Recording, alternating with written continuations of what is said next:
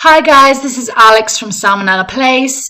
Right now I'm going to give you a periodontology tutorial in oral diseases, and the topic is Kaposi Sarcoma. So this is a malignant neoplasm and it's presumed to come from endothelial cell origin. When we say presumed in science, it's not an absolute term, so therefore we do not know exactly where it starts. However, most scientists do agree that it's from endothelial cells, hence the term presumably or probably. The etiology, again, is a presumption that it's from the herpes virus type 8, and it's frequently seen in immunosuppressed patients.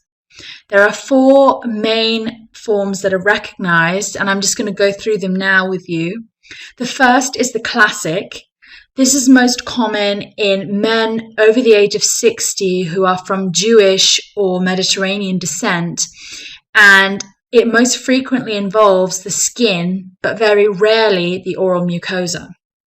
The second one is the African type, which is endemic.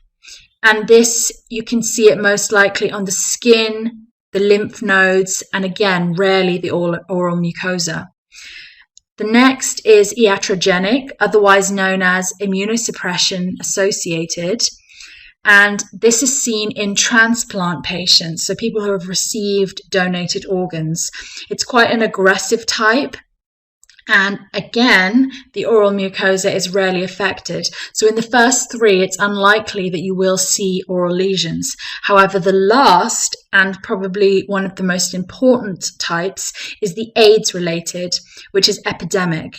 So you're very likely to see oral lesions of this type on an AIDS patient, but it does primarily involve the skin, lymph nodes, viscera, and like I said, just to clarify, this is the only type where you will really likely to see it in the oral mucosa.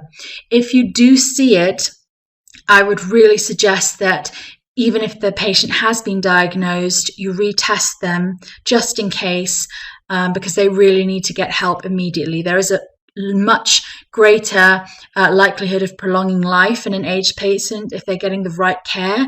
So just follow up with that. It's very important.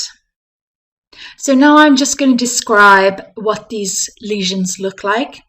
On the body, the skin lesions can be multiple or solitary. That means there can be many or just a single lesion. And they can be in the form of macules, which are just a flat discoloration of the skin, or nodules, which are an elevation or a depression that is discolored, or as tumors. They are most likely to be seen as deep reddy brown or a dark blue color, and they're most frequently found on the hands, feet, nose, and ears.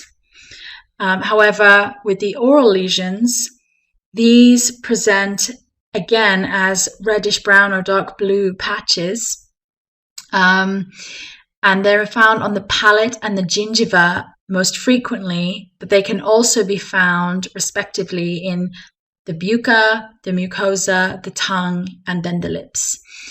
If you want to diagnose the patient for sure, you should definitely try a histopathological examination, because there are several things that it could be in a differential diagnosis, such as a pyogenic granuloma, angiosarcoma, peripheral giant cell granuloma, or a bacillary angiomatosis, or a hemangioma. The treatment for Kaposi sarcoma is giving interferon, chemotherapy, radiotherapy, or surgical excision if it's a small or localized lesion.